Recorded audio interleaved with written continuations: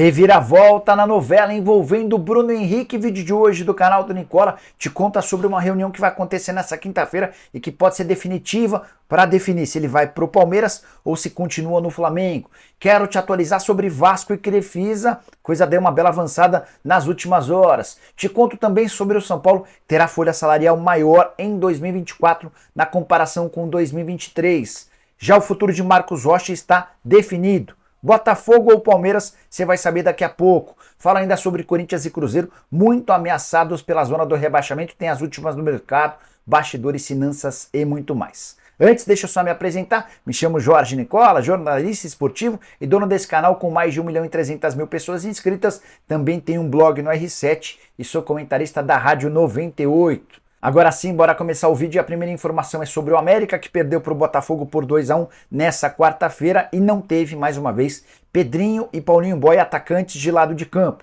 Fui tentar descobrir o motivo da ausência dos atacantes, que já haviam ficado fora também contra o Fortaleza. A justificativa é de que ambos faltaram a um treino na semana de preparação para o confronto contra o Fortaleza. Até por isso, acabaram punidos de forma com esse afastamento temporário. Quero falar agora sobre Corinthians e Cruzeiro, bastante ameaçados pelo rebaixamento. Rodada de quarta-feira foi desastrosa para essa dupla. Tudo porque Goiás, Vasco, Bahia e Cuiabá venceram. Goiás bateu São Paulo por 2-0, o Vasco venceu Fortaleza por 1-0, o Bahia ganhou do Internacional por 1-0 e o Cuiabá fez 3-0 no Curitiba, no Couto Pereira. Dessa maneira, Curitiba e América se afundaram na zona do rebaixamento, mas o restante dos times deu uma bela bagunçada no Z4, a ponto de o Corinthians e o Cruzeiro estarem hoje apenas um ponto à frente do Santos, que é o primeiro time no Z4. Só para contextualizar, fui buscar lá no Tristão Garcia, que é matemático, os percentuais e as chances de rebaixamento. O América hoje tem 99% de chance de cair, Curitiba com 98%. Depois aparece o Goiás com 43%, o Santos com 24%, o Vasco com 37%, Corinthians 22%, o Cruzeiro 25% de chances de rebaixamento, seguido do Bahia com 21% e o Internacional ainda com 20%. Briga intensa pelas essas duas últimas vagas, já temos duas vagas praticamente definidas agora, todos esses times concorrendo para não ficarem na 18ª e 17ª colocações. Só para lembrar, o Cruzeiro recebe nessa quinta-feira o Flamengo. O Cruzeiro venceu um dos últimos 12 jogos e nessa sequência não marcou gol em 8 deles. Já o Corinthians visita o Fluminense, timão que venceu apenas um dos seus últimos 10 jogos. Corinthians e Cruzeiro correm risco de rebaixamento. Use o espaço para comentários, quero a sua opinião, beleza? Bora falar agora sobre o futuro de Marcos Rocha, que foi especulado recentemente como possível reforço do Botafogo. O pessoal da Itatiaia chegou a cravar que ele havia acertado verbalmente para se tornar atleta do Botafogo a partir de 1º de janeiro. O nome também foi especulado no Atlético Mineiro. Fui checar essa história com pessoas de todos os clubes e também com representantes do Marcos Rocha e posso assegurar que o Marcos Rocha permanecerá no Palmeiras. Já tem um acordo encaminhado para a prorrogação do contrato por mais uma temporada, sem aumento salarial. Pelo contrário, ele vai ter uma pequena redução menor do que aquela que o Palmeiras havia oferecido.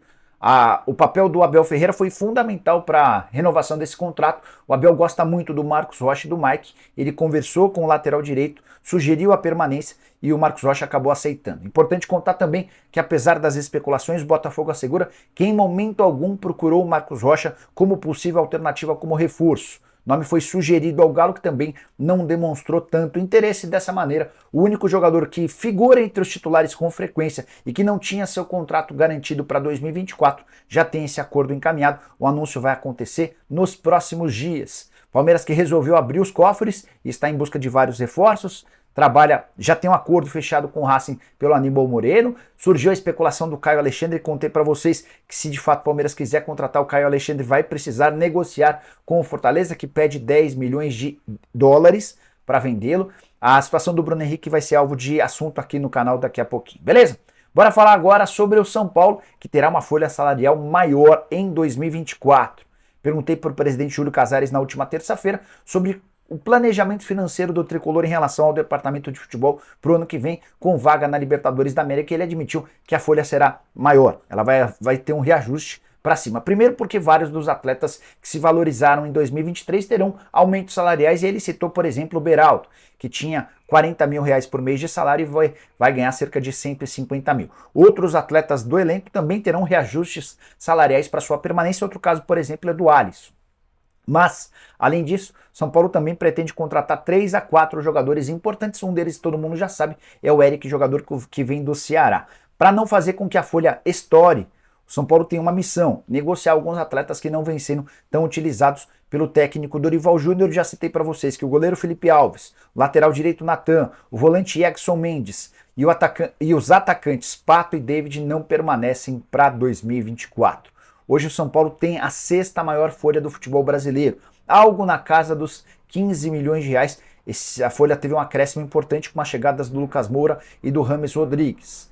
A ideia do São Paulo é não ultrapassar os 17 milhões de reais na temporada que vem. Bora falar agora sobre Crefisa e Vasco da Gama. Existe a possibilidade real de a patrocinadora do Palmeiras estar no Vasco a partir de 2024. Mas essa possibilidade passa por Pedrinho, ex-jogador de futebol, ex-comentarista do Sport TV e candidato à presidência do Vasco. Nessa quarta-feira, o Pedrinho divulgou um vídeo de um encontro que teve com José Roberto Lamáquia, que é o dono da Crefisa e da FAM. Ele é o marido da Leila Pereira e é o real dono, é o proprietário das empresas. Nesse vídeo, o Zé Roberto Lamáquia demonstra todo o apoio à candidatura do Pedrinho e diz que o Vasco pode contar com a ajuda dele, desde que o Pedrinho se torne o presidente do clube. O Zé Roberto Lamáquia também fala sobre a confiança que tem no ex-jogador de futebol, o quanto o Vasco poderia se dar bem tendo ele como presidente. É só importante fazer uma ressalva: hoje o futebol do Vasco pertence à SAF, no caso a 777, que apesar de todas as dificuldades e os atrasos no pagamento, é quem toma as decisões. Então, por exemplo, para que a Crefisa e a FAM possam patrocinar o uniforme vascaíno, vai precisar haver um acordo com a Crefisa e da FAM junto à 777. Ainda que o Pedrinho se torne o presidente, não vai bastar a opinião ou a vontade dele para que isso vá adiante.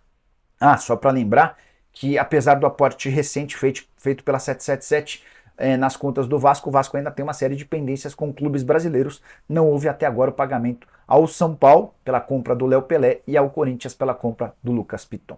Bora falar agora sobre o futuro de Bruno Henrique, notícia absolutamente importante e que apresenta a chance de uma reviravolta. Eu havia contado para vocês na terça-feira que tudo se encaminhava para que Bruno Henrique fosse jogador do Palmeiras. Era essa a impressão que os representantes do atleta passavam quando consultados. Mas nessa quinta-feira em Belo Horizonte vai acontecer um encontro entre o Denis Ricardo, empresário do Bruno Henrique, e Marcos Braz e Bruno Spindel, porque em Belo Horizonte o Flamengo se apresenta, joga logo mais contra o Cruzeiro à noite. O Denis Ricardo mora em Belo Horizonte, e aí decidiu-se por esse encontro. Marcos Braz e Bruno Spindel saíram do Rio de Janeiro com uma missão dada pelo presidente Rodolfo Landim, de acertar a renovação do contrato do Bruno Henrique. O Flamengo não quer perder o jogador para um rival. Não vai chegar nos 2 milhões de reais por mês sugeridos pelo Palmeiras. O Verdão topa desembolsar, entre salários, direitos de imagem e luvas, 2 milhões de reais por um contrato de 3 anos e não de 4, tá?